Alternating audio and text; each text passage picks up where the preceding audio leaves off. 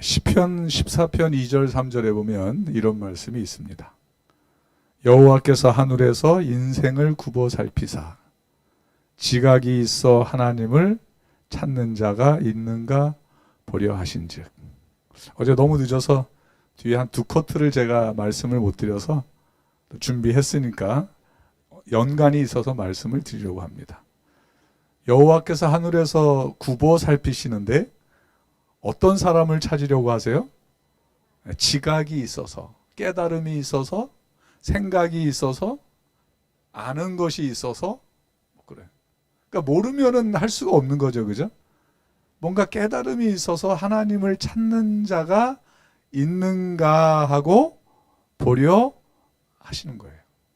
자세히 살피시는 것입니다.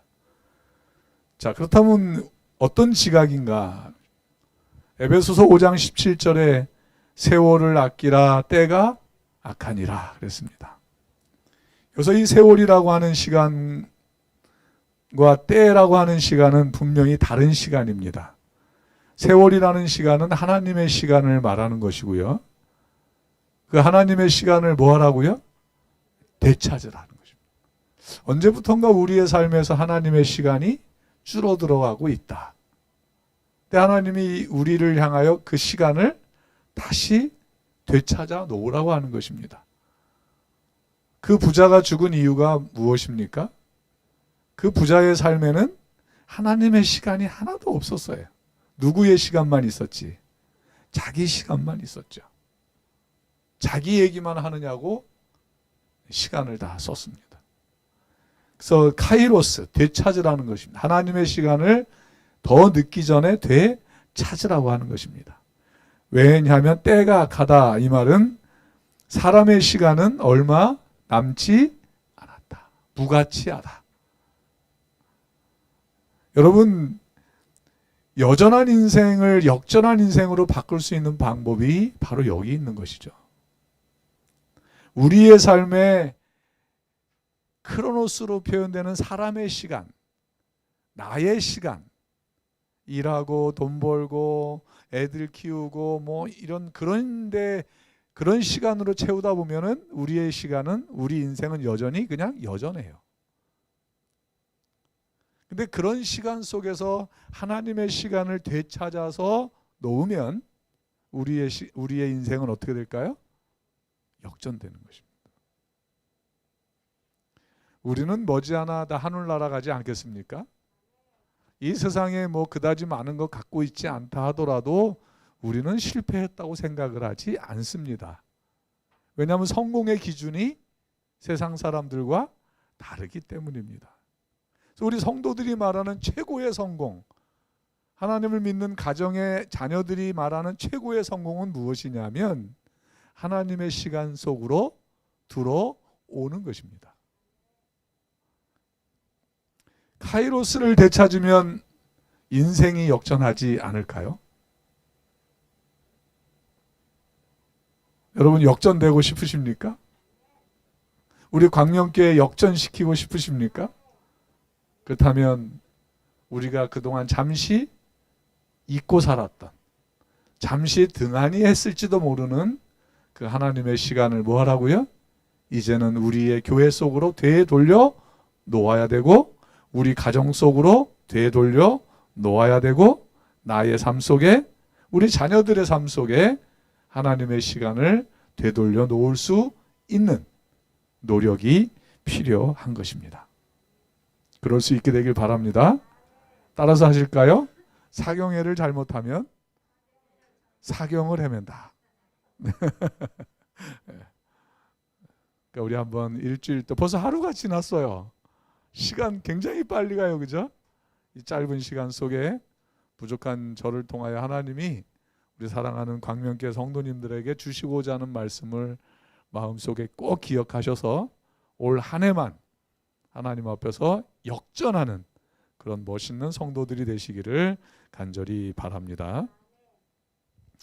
이 사진은 제가 아주 오래전에 불암산의 산상기도에 올라가다가 찍은 사진입니다. 이때는 6월 달입니다. 그날은 비도 오고 있었습니다. 그러니까 뭐 가물지도 않았습니다. 근데 제 눈에 이상한 그 눈에 띈 거예요. 다른 잎사귀들은 다 초록인데 요 녀석만 노란 것입니다. 지금 계절이나 뭐 조건으로 봐서는 다 잎사귀의 색깔이 어떻게 되어야 합니까? 초록이어야 합니다. 근데 저 맨 끝에 있는 저 녀석만 노란색인 것입니다. 자, 저 잎사귀가 노란 것은 누구의 잘못일까요? 뿌리가 잘못한 것일까요? 가지가 잘못한 걸까요? 저 잎사귀가 달리는 저 줄기가 잘못된 것일까요? 아니면 노란색을 띤 저 잎사귀가 잘못된 것일까요? 여러분들의 생각은 무엇입니까? 요즘은 마스크를 다 쓰셔가지고 대답을 하는지도 안 하는지도 몰라요. 저희 안산교회도 똑같아요. 그냥 제가 늘 많이 이렇게 따라하게 하고 하는데 표정을 모르겠어요.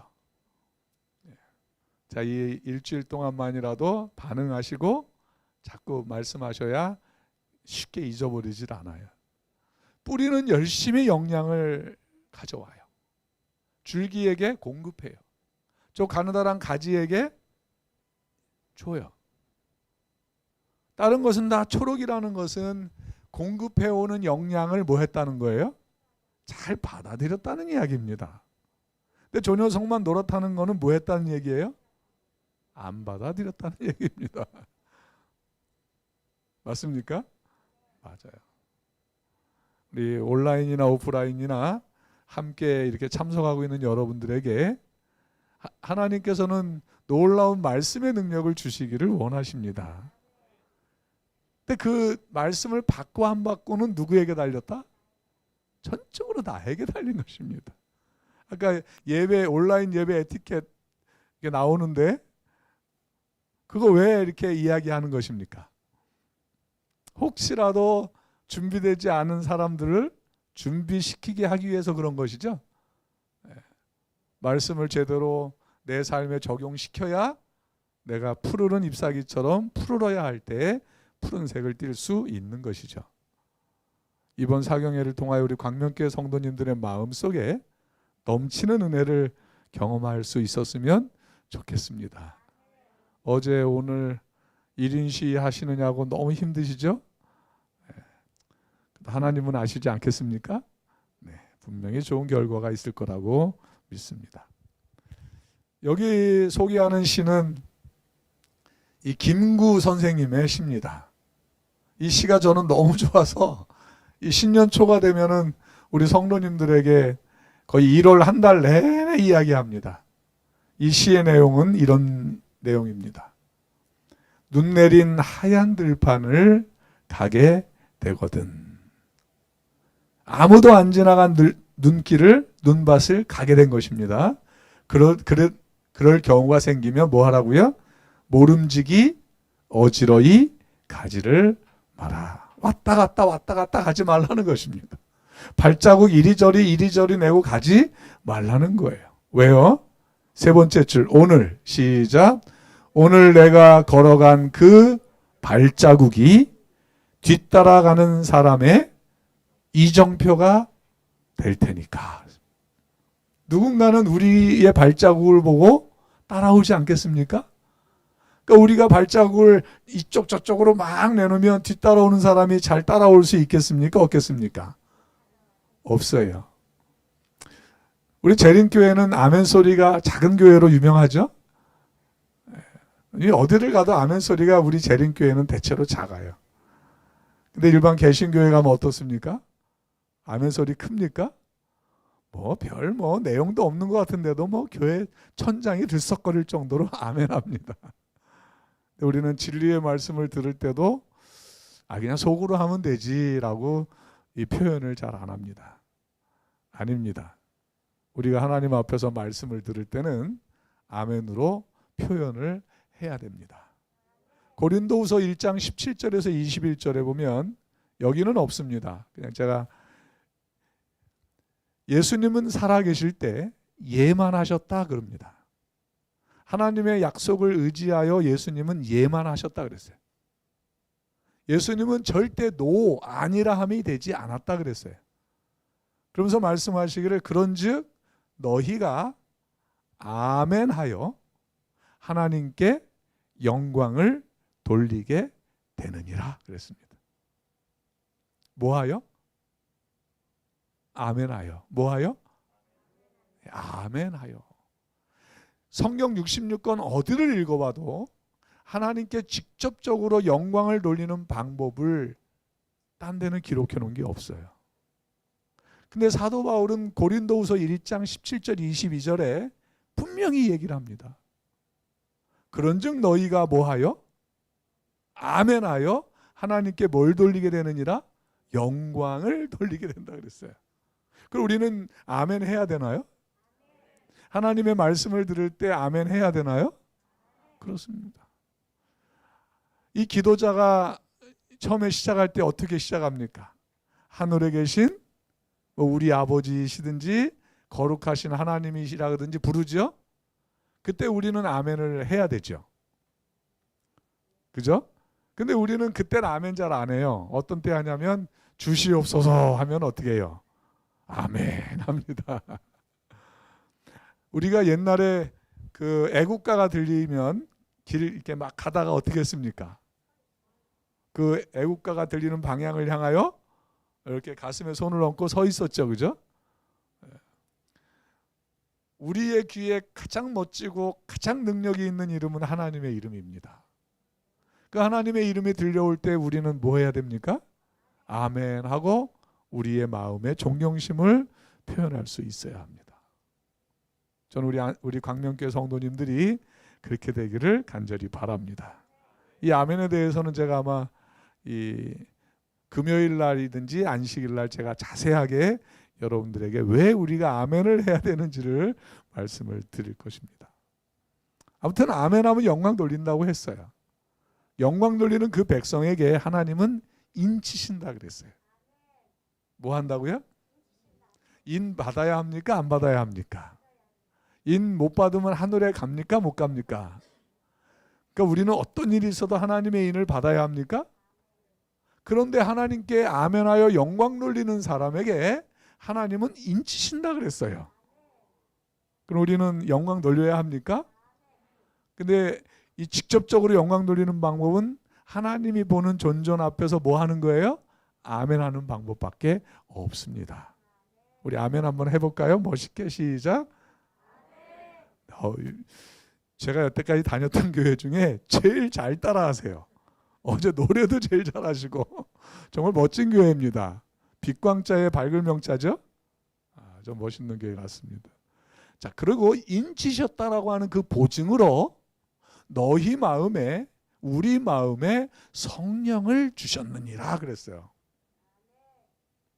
자, 아멘을 하면은 영광 돌리는 거로 끝나지 않아요. 우리가 하나님께 아멘으로 영광을 돌리면 하나님은 우리에게 뭔가를 주시는데 너는 내 백성이야 라고 인을 치세요. 너는 내 백성이야. 사단이 함부로 할 수가 없도록 내가 보호할 거야 라고 하는 인을 치십니다. 그리고 인을 쳤다는 그 증거로 그 백성들에게 성령을 주신다 그랬어요. 성령 받아야 합니까? 받아야 합니다. 근데 그 인침을 받고 성령을 받는 방법이 뭐예요? 하나님께 뭘 돌리는 거예요? 영광 돌리는 거예요. 직접적으로 영광 돌리는 방법은 하나밖에 없어요. 뭐밖에 없어요? 아멘입니다. 그럼 우리 재림교회는 이제 아멘 해야 될까요? 네, 그래서 우리 안산교회 성도님들은 아멘 소리가 많이 커졌습니다. 이렇게 어떤 목사님들이 와서 뭐 깜짝 놀랍니다. 우리 광명교회도 지금부터 아멘 소리를 절대 잊지 않게 되시기를 바랍니다. 이 구약시대의 이스라엘 백성들에게 하나님의 성전에 모인 백성들에게 허락되어진 단어가 두 개가 있는데 아멘하고 할렐루야입니다. 근데 놀랍게도 아멘 할렐루야는요, 예수님 오셔서 우리가 구름마차 타고 하늘에 갈 때 천사들도 아멘 할렐루야 하고 그 안에 탄 우리들도 뭐 한다고요? 초기문집에 보면 아멘 할렐루야 한다 그랬어요. 그러니까 하늘에 가면서 해야 될 소리예요. 근데 고대 이스라엘 백성들이 하나님 앞에 예배 드리러 와서 나 아멘 하기 싫어, 귀찮아, 피곤해 죽겠어, 그냥 할 사람만 하라 그래, 안 하잖아요.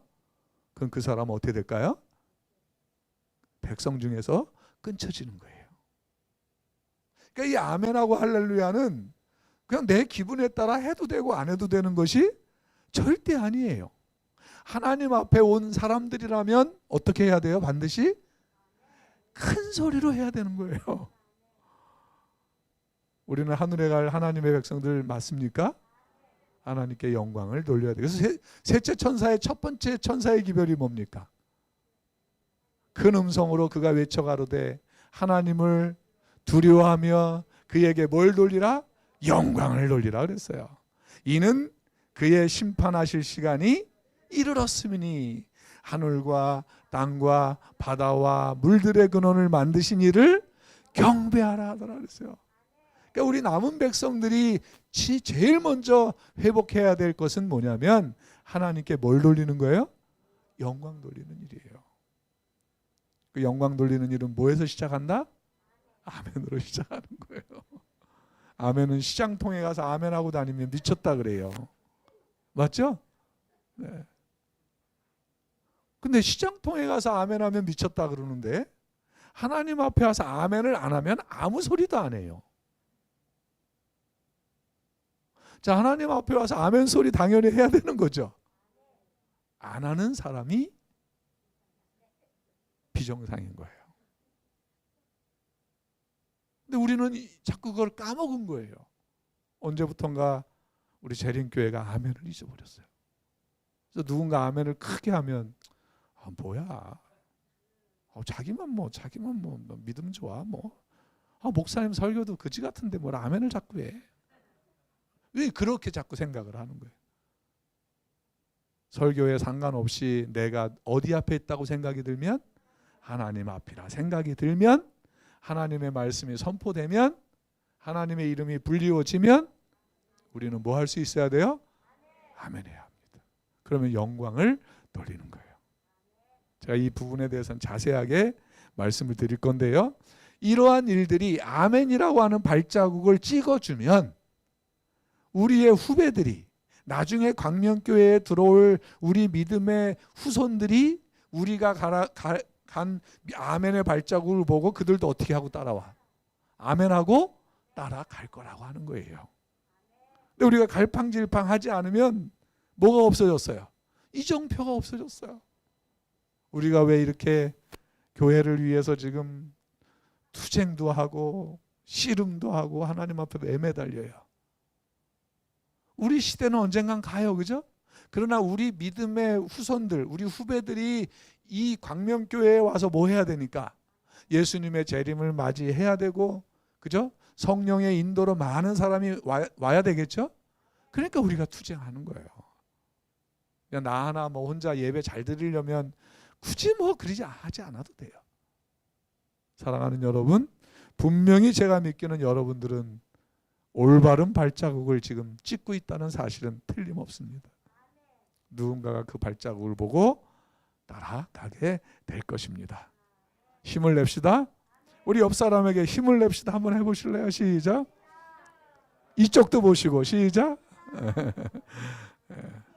한번 따라 하실까요? 겨울은 지나갈 것이다. 비바람도 지나갈 것이다. 봄은 올 것이다. 그래서 이 성경에 보면 이 아싸르라는 말이 있어요. 아싸르. 이 아싸르라는 말은 히브리어인데 나는 복 있는 사람이다 그 뜻이에요. 근데 이 아싸르가 한국 사람들이 하면 어떻게 되냐면 한국 사람들은 리을 발음에 약해요.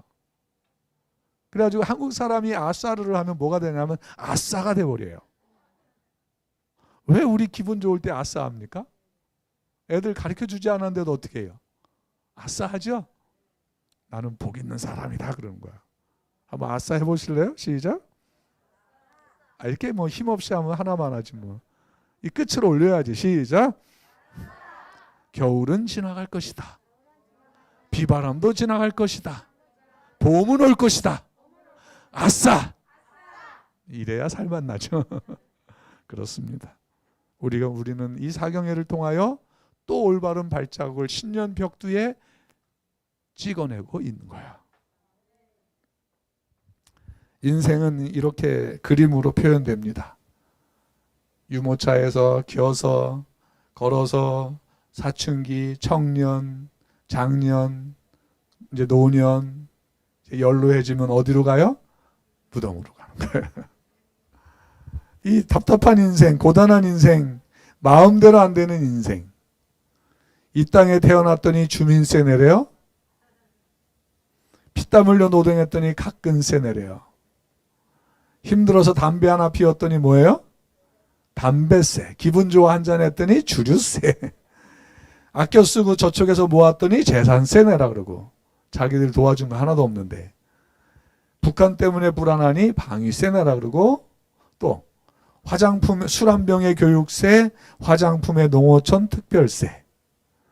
낡아서 차 샀더니 취득세 내라 그러고. 차 번호판 달았더니 등록세 내라 그러고. 월급쟁이 힘들어 회사 차렸더니 법인세 내라 그러고. 우리나라 세금공화국이라 그러죠. 세금이 너무 많아요. 땅 하나, 돈 없어 땅 하나 팔았더니 뭐 얼마 내려요? 요즘은 60%?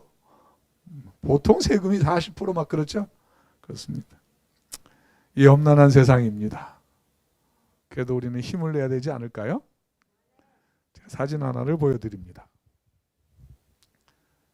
아기 코끼리가 잠시 엄마 곁을 떠나서 물을 먹으러 호수에 갔는데 코로다가 물을 먹으려고 딱 집어넣는데 악어가 그 아기 코끼리 코를 물어버렸습니다.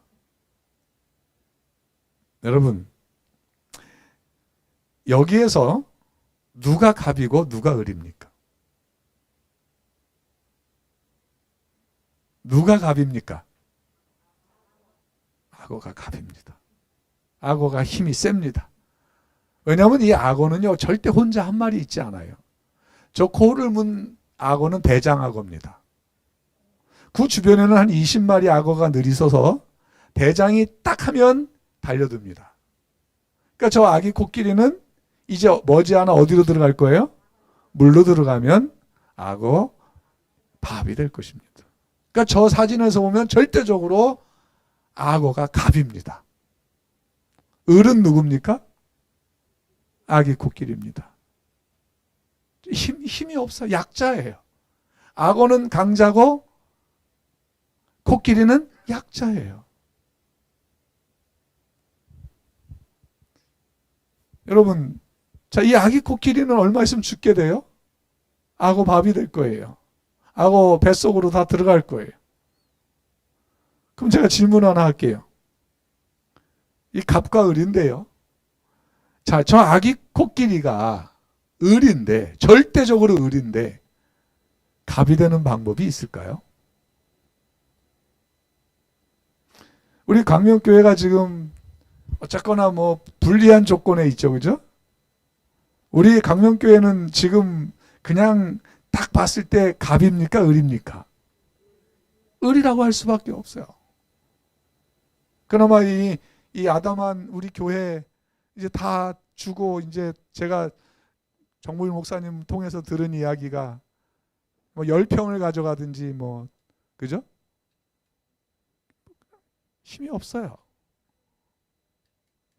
그래서 힘이 없으니까 자꾸 이제 1인 시위도 하고 막 하는 거예요. 우리 억울하다는 걸 자꾸 표현하는 것이죠. 자, 이 아기 코끼리가 갑이 되는 방법이 있을까요? 있다? 자, 어떻게 하면 이 아기 코끼리가 갑이 되겠습니까? 그렇습니다. 아기 코끼리가 갑이 되는 방법은 딱 한 가지입니다. 엄마를 부르는 것입니다. 엄마! 하고 부르는 거예요. 아기 코끼리가 갑이 되는 방법은 하나예요. 늘 자기 편이 돼주고 자기 근방에 50m 근방에 있는 엄마를 부르는 거예요. 이 엄마 코끼리들은 아기 코끼리로부터 50m를 떠나지 않아요. 그리고 굉장히 빨라요. 코끼리들이. 그럼 이 아기 코끼리는 엄마를 부를까요? 본능적으로 부르겠죠. 우리 어린 우리가 갑이 되는 방법이 있습니까? 누굴 부르는 거예요? 눈동자처럼 살피는 하나님을 부르는 것밖에는 없습니다. 그 답답한 인생 답 앞에 하나님을 놓으면 정답입니다. 그게 정답입니다. 성도의 답은 하나님밖에 없습니다. 이 아기 코끼리가 엄마를 부르면 소리를 냅니다. 엄마를 어떻게 부를까요? 코끼리는. 코끼리가 엄마 부를 때 어떻게 할까? 한번 불러볼래? 시작. 꼭 그래요. 막 그럴 거예요, 그죠? 아무튼 자기들만의 언어가 있겠죠. 그러면 그 소리를 들은 엄마 코끼리는 주변에 있다가 옵니다. 그냥 살살 오는 게 아니고 땅을 구르면서 옵니다. 쿵쿵. 그러면 이 신변의 위협을 느낀 악어가 눈치를 봅니다. 그리고 어떻게 할까요?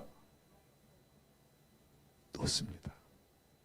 이 사진 한 장이 더 있는데 이 코가 해방된 아기 코끼리가 악어를 깔고 앉는 사진이 하나 더 있어요. 제가 이건 다음에 보여드릴게요. 너 나 무시했어? 이젠 내가 누가 갑이야? 꽝 그런 사진이 하나 더 있습니다.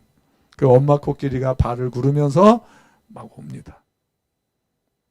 자, 같이 볼까요? 시작. 엄마가 항상 어디 있다? 내 가까이 있다. 엄마를 불러라. 우리에게 누가 계십니까? 그걸 우리는 진짜 철저하게 믿어야 합니다. 그리고 믿어 드려야 합니다. 뭐 앞이 캄캄해서 당장 뭐 아무것도 일어날 수 없다고 느낄 때에도 우리는 하나님을 불러야 합니다. 그 사람들이 성도입니다. 아멘? 그럴 수 있어야 믿음이 있는 것입니다. 힘을 냅시다. 우리 옆에 분에게 다시 한번 힘을 내자고 한번 해볼까요? 시작. 힘을 냅시다. 네. 갑이 의리되는 방법은 하나님을 부르는 것입니다. 저는 오늘 열왕기상 17장에 있는 엘리야와 사르밧 가부의 이야기를 통해서 여전한 인생을 역전시킬 수 있는 방법이 무엇일까? 여러분과 한번 나눠보기를 원합니다. 이 엘리야가 요단 그리 시냇가에 숨어 있었어요. 하나님이 그 숨어 있는 엘리야에게 어떻게 했어요? 까마귀를 통하여 아침 저녁으로 떡과 고기를 갖다가 줬습니다. 근데 얼마 지나지 않아서 비가 안 오니까 그 시냇가가 다 말라버렸습니다. 그때 하나님이 뭐라고 하냐면 너는 이곳을 떠나 내가 내게 지시하는 사르밧이라고 하는 땅으로 가라 그랬습니다.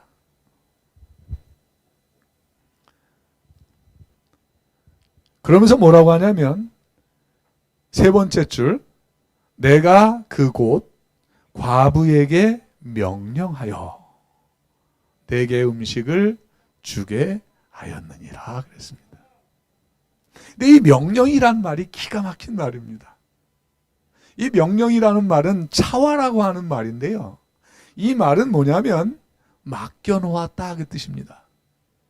우리는 여기에 명령이라고 우리 한국 사람들은 이해를 하지만 그 당시에 엘리야는 하나님부터 직접 들은 엘리야는 어떻게 이해를 했냐면 네가 3년 동안 먹을 모든 양식을 누구에게 맡겨놨다?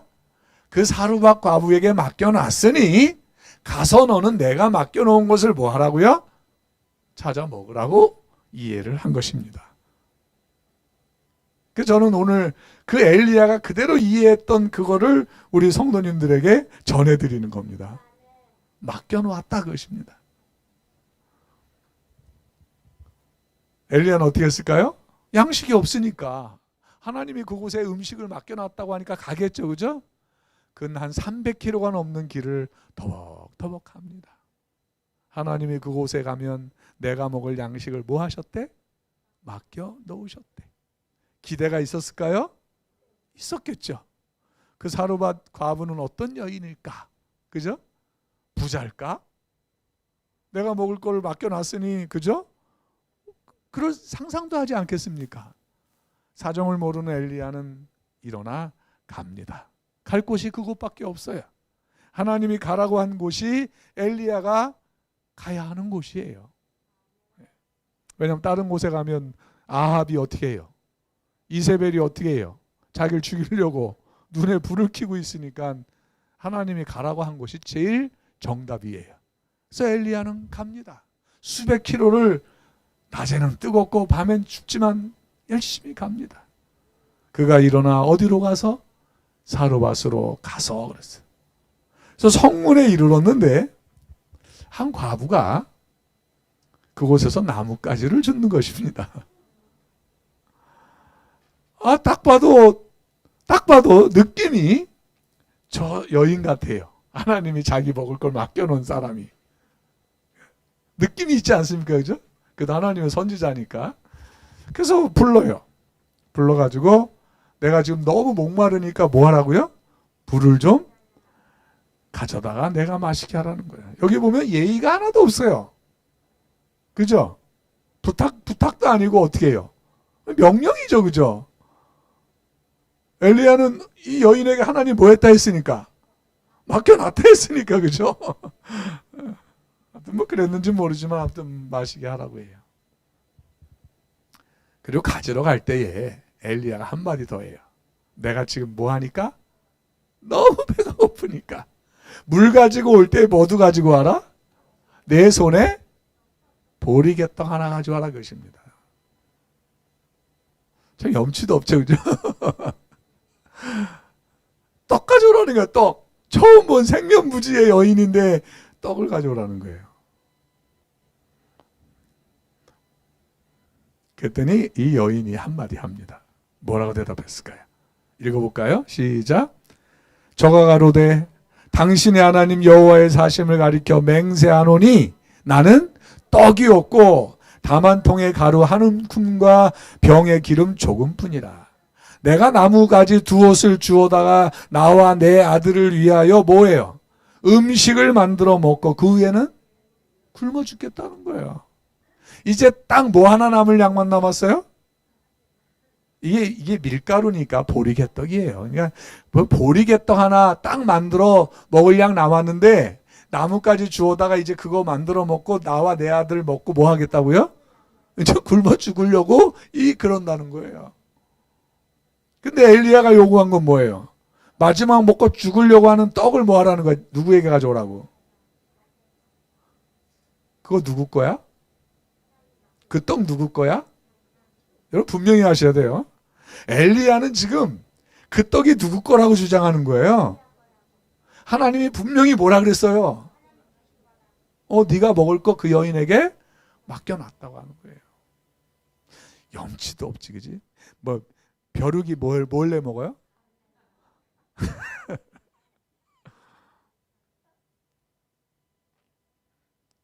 엘리야는 기대가 깨졌을지도 몰라요. 자기가 먹을 3년의 양식을 다 맡겨놨다고 하니 그게 그럴듯한, 그죠? 그런 줄 알았더니 뭐예요? 이거 먹고 만들어 죽겠다고 하네요. 그렇지만 엘리야는 당당히 얘기를 해요. 가져오. 나로 하여금 먹게 하라고 하는 거죠. 여러분, 여기서 우리는 두 가지 원리를 발견합니다. 여인의 계획은 어때요? 그 후에는 뭐 하리라? 죽으리라. 불확실해요. 굶어 죽겠다는 게 자기 아들하고. 이 불확실성의 원리를 갖고 있는 이 여인에게 하나님의 사람 엘리야는 이렇게 얘기를 해요. 자, 읽어볼까요? 큰 소리로 시작. 엘리야가 저에게 이르되 두려워 말고 가서 내 말대로 하려니와 먼저 그것으로 나를 위하여 작은 떡 하나를 만들어 내게로 가져오고 그 후에 너와 내 아들을 위하여 만들라 그래요. 주저주저하는 여인에게, 그죠? 해야 돼 말아야 돼 그럴 수 있죠. 그런 여인에게 두려워하지 말고 먼저 뭐 하라고요? 가져오라는 것입니다. 먼저 우선순위가 누구라는 거예요? 하나님이 나를 위해서 너한테 맡겨놓은 거니까 가져오라는 거예요. 한 번 더 보죠. 시작. 이스라엘 하나님 여호와의 말씀이 비를 지면에 내리는 날까지 그 통의 가루는 뭐하지 아니하고 다하지 아니하고 그 병의 기름은 없어지지 아니하리라 하셨느니라. 하나님이 그 여인에게 맡겨놨다고 하면서 이것도 주신 거예요. 이 기별도. 그 여인에게는 이것밖에 없을 텐데, 그죠? 그러나 그 여인이 네 말대로 한다면 그 여인이 가지고 있는 그 통의 가루와 병의 기름은 뭐하지 않을 거다? 절대로 없어지지 않을 거다라고 하는 그 계획을 엘리야에게 알려주었을까요? 준 것입니다. 자, 여기서 우리는 하나님의 계획을 하나 더 봅니다. 하나님의 계획은 뭡니까? 뭐하지 아니하리라. 없어지지 아니하리라. 내 말대로 하면. 확실성인 것입니다. 여기서 우리는 이 먹고 만들어 죽겠다고 하는 이 여인은 을입니다. 그죠? 맞죠? 절대적으로 을이죠. 자, 그러면 이 엘리야가 말한 없어지지 아니하리라, 내 말대로 하면 없어지지 아니하리라 한 이 말은 절대 을인 이 여인이 뭐가 되는 방법이에요? 갑이 되는 방법이에요. 맞습니까? 맞아요. 여러분 같으면 어떻게 하시겠습니까? 믿겨지지 않아도 생전 처음 보는 사람이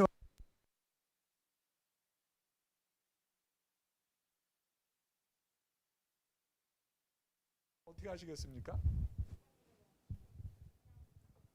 대답을 안 하시니까 뭐 내가 속을 어떻게 알아요? 뭐. 여러분 어떻게 하시겠습니까? 우리가 과부예요. 을이에요. 근데 하나님의 선지자, 하나님께서 선지자를 보내셔가지고 불확실한 원리를 가지고 언제 굶어 죽을지 모르는 그 여인에게 뭐가 되는 방법을? 갑이 되는 방법을 지금 제시하시는 거예요. 내 말대로 하면이에요.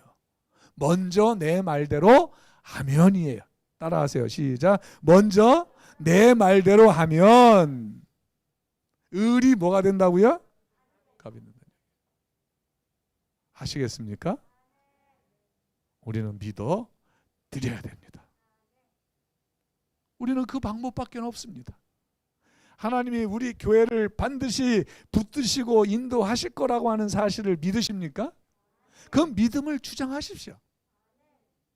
앞이 캄캄하고 하늘이 뭐 그냥 무너져 내리는 그런 암흑 속에서도 하나님은 계십니까? 욥기 38장인가요? 거기 보면 까마귀 새끼가 먹을 것이 없어서 하늘을 향하여 부르짖으며 오락가락 할 때에 까마귀를 위하여 양식을 마련하는 이가 누구냐라고 욥에게 물어봐요. 배가 고파 오락가락하는 까마귀를 먹일 사람이 누구라고요? 나다 이거야. 하나님께서.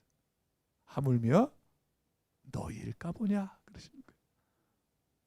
하물며 너희일까 보냐. 하나님 믿어드리실까요? 믿어드립시다. 이왕 하나님 믿을 거 확실하게 믿어드립시다. 믿다가 뭐 하늘이 다 무너진다 하더라도 믿어드립시다. 하나님은 역전의 하나님이심을 저는 믿습니다. 하나님 역전시킬 거 믿으시죠? 그렇습니다. 두 가지가 충돌하는 것입니다. 하나님의 계획과 사람의 계획이 충돌합니다. 우리는 지금 사람의 계획 앞에 힘들어하고 있는 거예요. 그러나 반드시 우리는 누구의 계획이?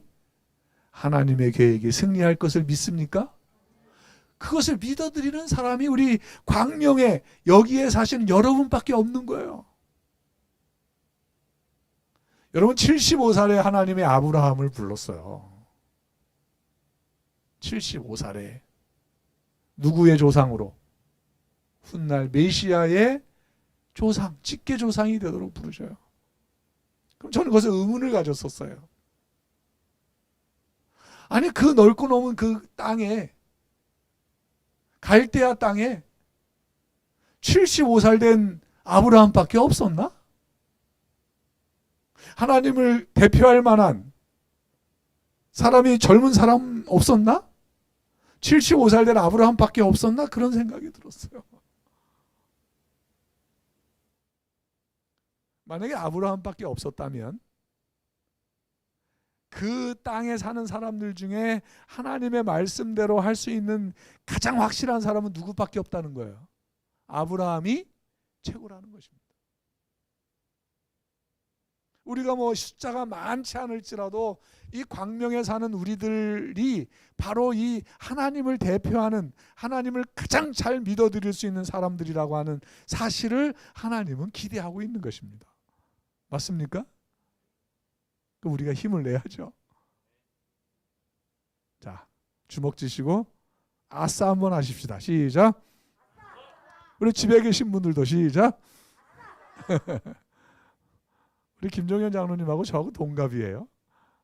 어제 보니까, 그죠? 우리 집사님하고도 동갑이고. 그렇습니다. 힘을 냅시다. 하나님의 계획은 확실성의 원리입니다. 불확실한 세상에 확실한 원리를 가지고 사는 사람들이 바로 누구예요? 우리입니다. 이 세상에는 두 가지 원리밖에 없어요. 하나님의 계획과 사람의 계획. 확실한 원리와 불확실한 원리 두 가지밖에 없어요. 근데 우리는 진작에 확실한 원리인 하나님의 원리대로 살겠다고 발벗고 나선 사람들입니다. 맞습니까? 동의하십니까? 제가 직원회를 하도 했더니 동의하냐 제청하냐가 입에 붙었어요. 근데 제청하냐고 물어본 다음에 뭐해요 이제? 가하신 분 손 들으라 그러죠? 그러면 동의하시는 분 손 들어보십시오. 손 안 드시는 분 무슨 배짱으로 안 들어요? 하나님의 원리를 우리 믿기로 이미 나온 사람들 맞죠? 그러면 우리는 진짜 제대로 믿어드려야 돼요. 그것이 우리의 힘입니다. 그렇게 되시길 바랍니다. 사람의 계획은 전도서 1장 2절 3절에 볼까요? 시작. 전도자가 이르되 뭐예요?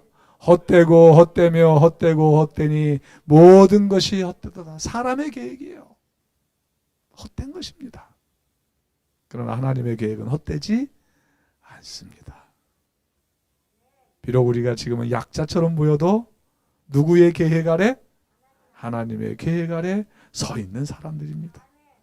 조금도 위축되지 마십시오. 당당하십시오. 또 하나님께 이야기하시고 하나님을 주장하십시오. 하나님은 누구 편? 내 편입니다. 자, 하나님의 계획은 이겁니다. 잠언 16장 3절 시작. 너희 행사를 여호와께 맡기라. 그리하면 내가 경영하는 것이 뭐하리라? 이루어지리라. 아멘. 이럴 때 아멘 하는 거지 뭐. 이루어지리라. 그렇습니다. 하나님의 계획은 역전의 원리입니다. 확실하고 영원합니다. 그러니까 여전의 원리는 사람의 계획은 여전해요. 그냥 불확실하고 죽음으로 헛된 것으로 끝이 납니다. 여러분, 이 항아리에 구멍이 났어요. 어떻게 될까요? 아무리 위에다 물을 부어도 어떻게 될까요?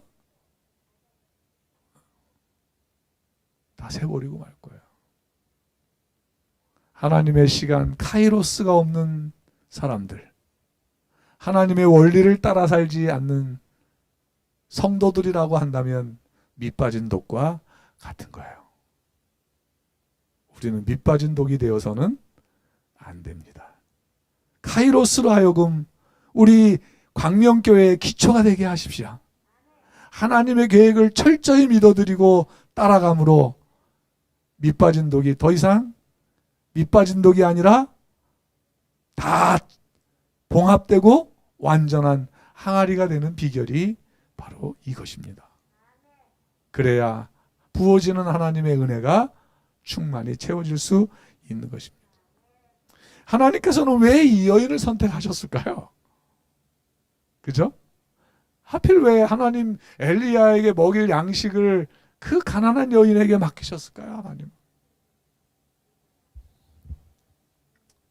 아마 그 시대에 그곳에 사는 사람을 봤을 때 그 여인이 비록 가난했지만 하나님의 말씀대로 하나님을 잘 믿어드릴 수 있는 사람임을 하나님은 보셨기 때문입니다. 바로 하나님은 그 기대로 여러분들을 보시는 겁니다.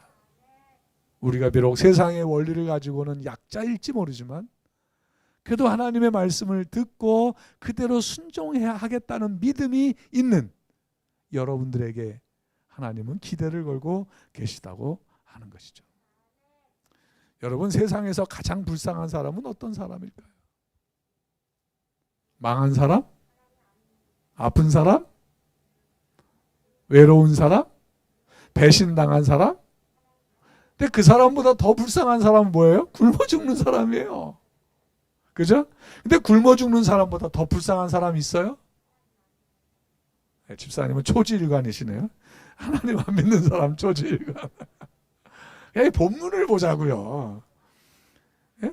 굶어 죽는 사람보다 더 불쌍한 사람은요, 굶어 죽는 자식을 보는 사람이에요.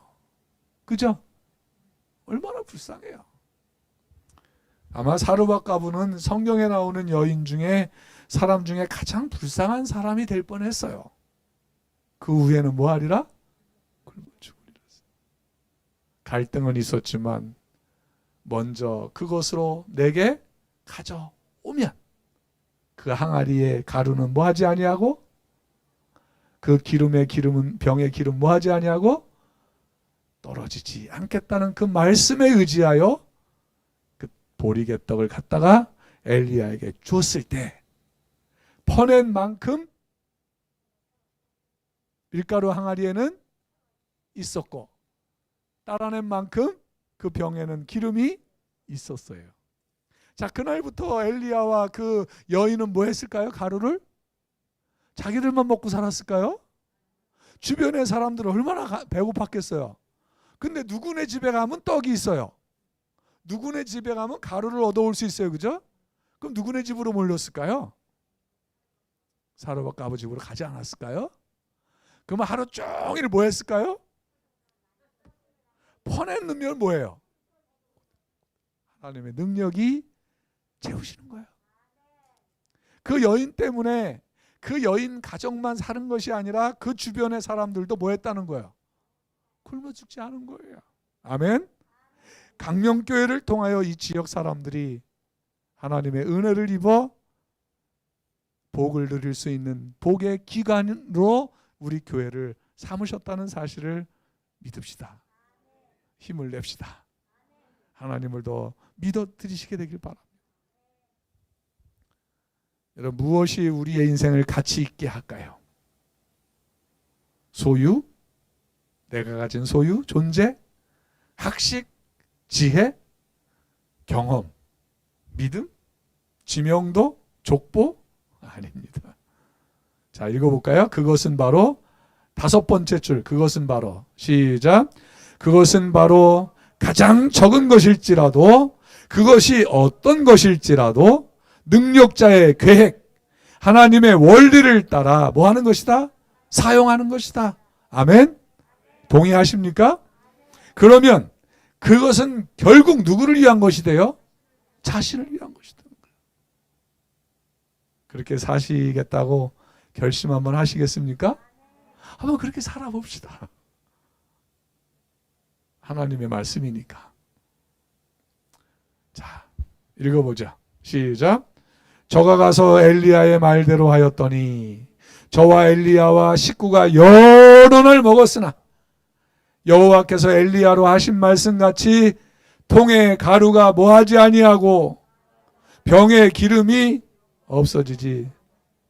의리였던 여인이 뭐가 됐어요? 하나님의 말씀대로 하였더니, 엘리야의 말대로 하였더니 여전한 인생이 뭐가 됐어요? 역전된 것입니다. 아멘. 우리도 역전할 수 있습니까? 분명히 있습니다. 어쩌면 하나님이 우리들더러 긴 시간 동안 어려움에 처하게 한 것은 이 역전의 원리를 제대로 실천하기 위해서, 기회를 더 크게 만들기 위해서 그러신 것은 아닐까 감히 생각해 봅니다. 한 이야기를 하고 말씀을 줄이겠습니다. 중국 본토에서 전쟁에 진 다음에 장개석, 여러분 장개석 들어보셨나요? 장개석 군대가 본토에서 쫓겨나서 대만으로 도망갔어요. 쫓겨간 거예요. 그러니까 대만으로 갔는데요, 한 마을에 들어갔는데 한 여인이 빨래를 하고 있는데요, 벽에 이렇게 박힌 이 뭔가를 돌리니까 벽에서 박힌 그 꼭지에서 물이 막 쏟아지는 거예요. 이 중국 본토에서 쫓겨간 이 장개석 군대가 그걸 보고 뭐 저거 뭐야? 와! 전쟁 중이란 거 잊어버리고 저거만 있으면 뭐 하겠다. 그래가지고 철물점으로 쫓아가가지고요, 거기 있는 수도꼭지를 다 사갔어요. 그래가지고 어떻게 했을까요? 집으로 돌아가가지고 벽에다가 수도꼭지를 때려박고 물을 틀었어요. 나올까요? 안 나올까요? 아무리 틀어도 안 나오는 거예요. 뭐 이리 치고 저리 치고 해도 물 한 방울 안 나오는 거예요. 쏘갔다. 쏘갔다. 장사꾼에게 쏘은 줄 알고 어떻게 했을까요? 그 수도꼭지를 판철물점으로 달려가서 어떻게 했을까요? 우리를 속이다니. 우리를 속이다니. 우리는 왜 웃죠? 이야기를 보면서. 왜 웃으셨습니까? 여러분들이 말하는 게 중요해요. 왜 웃으셨습니까? 어이가 없죠? 왜 어이가 없어요? 그렇죠. 절에서는 절대 저 수도꼭지는 벽에다 박을 것이 아니라 어디를 연결시켜야지? 물하고, 그죠? 뭔가 관을 통해서 연결시켜야 되는 거죠. 왜 물이 안 나오는 것일까요? 왜 우리의 삶이 자꾸 뭔가 안 되고 답답하고 우리가 뭐 그렇게 살려고 애쓰는데도 안 되는 이유가 뭘까? 어쩌면 우리라고 하는, 나라고 하는 인생, 내 인생이라고 하는 수도꼭지가 벽에만 박혀 있었지, 진짜 그 물의 근원, 물이 오는 그 수온하고는 연결이 안 된 상태에서 혹은 끊어졌거나 단절된 상태에 있었던 것은 아닐까 하고 여러분들 고민해 보셨으면 좋겠습니다. 하나님의 시간을 뭐하라? 되찾으라. 은혜는 하나님의 시간에서만 얻어지는 것입니다. 많은 사람들이 은혜를 갈망합니다. 은혜를 얻지 못해요. 왜요? 하나님의 시간이 아닌 곳에서 은혜를 얻으려고 하기 때문에 그런 거예요. 마치 이 사람들처럼 물하고 연결도 안 된 상태에서 물 한 방울 없는 벽에다 박고 수도꼭지만 들면 물이 나올 줄 알았던 이 사람들처럼, 혹시 우리는 어쩌면 내 삶 속에 그런 모습이 혹시 있지는 않았을까? 그렇다고 한다면 올 한 해는 어떻게 하면 좋을까? 여러분들의 수도꼭지를 하나님께 반드시 연결시키는 일이 가장 먼저 해야 할 일이라고 하는 것입니다. 그렇게 하시겠습니까? 하나님의 시간, 잃어버린 카이로스, 되찾, 그래야 하나님의 영역을 확장시키는 그런 우리가 되어야 하는 것입니다. 여러분, 하나님은 모든 기적을 하실 수 있으시죠? 근데 부조와 선지자에 보면 아담과 하와가 선악과를 딱 먹었을 때 화잇은 그렇게 표현했어요. 아담과 하와는 인류의 조상은 사단의 영역 속으로 들어가고 있었다 그랬어요. 하나님은 그들을 돌려 세울 수가 없었다 그랬어요. 자기들이 선택해서 걸어가는 그 들어가는 거기에서 천사들도 어떻게 할 수 없었다 그랬어요. 그 후로 이 지구라고 하는 이 지구는 누구의 주권 아래? 사단의 주권 아래 들어갔습니다. 하나님은 기적을 하실 수 있는 전능하신 하나님이시지만 아무 데서나 기적을 하실 수가 절대 없습니다. 당신의 영역이 아닌 곳에서는 절대 기적을 하실 수가 없습니다. 왜냐하면 그것은 불법이기 때문에 그렇습니다. 사단의 영역에서 당신의 땅도 아닌 당신의 영역도 아닌 사단의 영역에서 하나님 하실 수 없어요. 그러면 하나님이 그 전능하신 그 힘을 발휘하게 하시려면 반드시 우리의 삶 속에 뭘 만들어 놔야 되냐면 하나님의 영역을 만들어 놔야 하는 것입니다. 여러분 그런 말씀 기억하시나요? 한 사람이 기도하는 것보다 두세 사람이 합심하여 기도하는 것이 역사하는 힘이 많으니라. 그런 말씀이 있죠? 그게 무슨 뜻입니까? 한 사람이 가진 하나님의 영역보다 두세 사람이 가진 하나님의 영역을 뭐하면 합치면 더 뭐예요? 넓어지기 때문에 역사하는 하나님의 은혜도 크다는 이야기예요. 그래서 하나님은 이 사단의 주권 아래로 넘어간 당신의 영역이 사라진 그곳에 하나님의 영역 덩어리들, 영역을 만드시기 위하여 예수님이 어떻게 하신 거예요? 이 땅에 오신 거예요. 요한복음 3장 16절 하나님이 세상을 시작 이처럼 사랑하사 독생자를 주셨으니 이는 저를 뭐하는 자마다 믿는 자마다 멸망치 않고 영생을 얻게 하려 하십니다. 그의 보내신 자 예수 그리스도를 믿는 자에게는 하나님의 자녀가 되는 뭘 주셨으니 권세를 주셨다 그랬어요. 그래서 유일하게 하나님의 영역을 얻을 수 있는 방법은 예수 그리스도를 뭐 하는 거예요? 받아들이는 것밖에 없어요. 그럼 예수 그리스도를 받아들이는 그 사람을 위해서는 하나님이 뭔가를 하실 수가 있는 거예요. 왜냐하면 그에게는 이미 뭐가 생겼으니까? 하나님의 영역이 생겼기 때문에 당신의 주권을 행사할 수 있게 된 것이에요. 우리는 이 사실을 절대 잊어서는 안 돼요. 하나님의 시간을 카이로스를 되돌려야 되는 이유가 바로 이건 거예요. 우리 광명교회 하나님의 시간을 더 넓게 확장시켜야 되는 이유가 그건 거예요. 요만큼의 은혜 가지고 안 되면 우리는 이만큼의 은혜를 구해야 되는 거예요. 이만큼의 은혜도 안 되면 어떻게 해요? 이만큼의 은혜를 구해야 되는 거예요. 그러려면 그만큼의 은혜가 들어오려면 우리의 삶에 하나님의 영역이 더 뭐 해야 돼요? 더 확장해야 되는 거예요. 더 넓어져야 되는 거예요. 절대 잊지 마십시오. 절대 잊지 마십시오.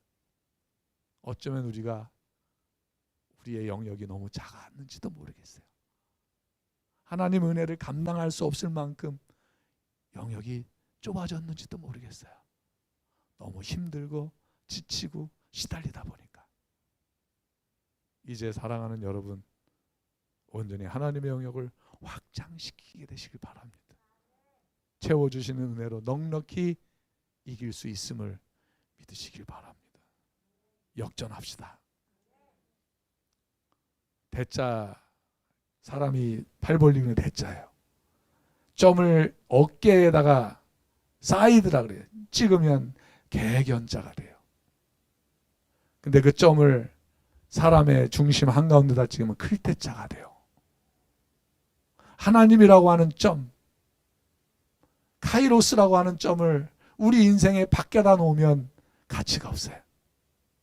올 한 해 우리의 삶의 중심에 하나님의 카이로스를 갖다 찍어 놓으면 우리는 위대한 일을 할 수가 있는 거예요.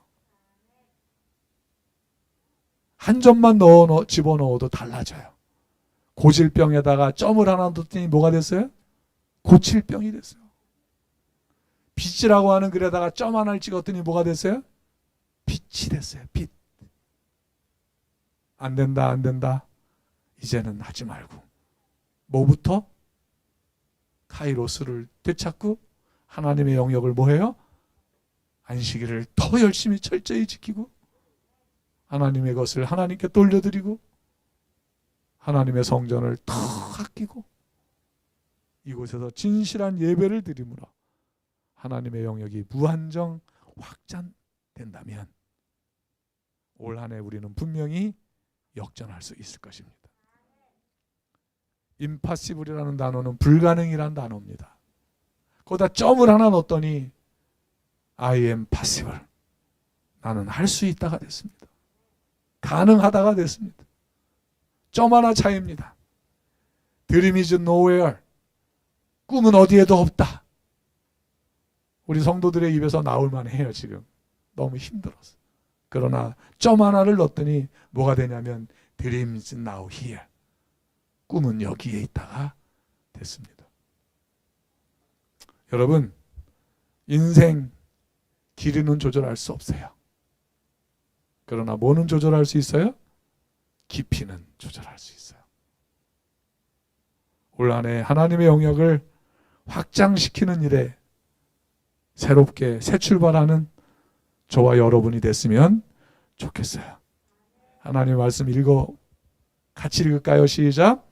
만군의 여호와께서 맹세하여 가라사대 나의 생각한 것이 뭐하며 나의 경영한 것이 반드시 이루리라. 길을 떠나지 않는 이에게 이 표지판은 아무 의미가 없어요. 제가 드린 말씀이 우리 사랑하는 성도들이 해보려고 하고 애쓰려고 하고 노력해보려고 하고 되찾으려고 하고 역전시키려고 해야만 의미가 있는 말씀이라 그 말입니다. 제가 드리는 말씀이 작은 표지판이 돼서 그 말씀대로 힘있게 지치더라도 서로 붙들어주고 힘을 내서 같이 하다 보면 분명히 큰 의미로 이루시는 하나님의 역사를 경험할 수 있지 않을까. 감히 여러분들에게 말씀드리면서 말씀을 줄입니다.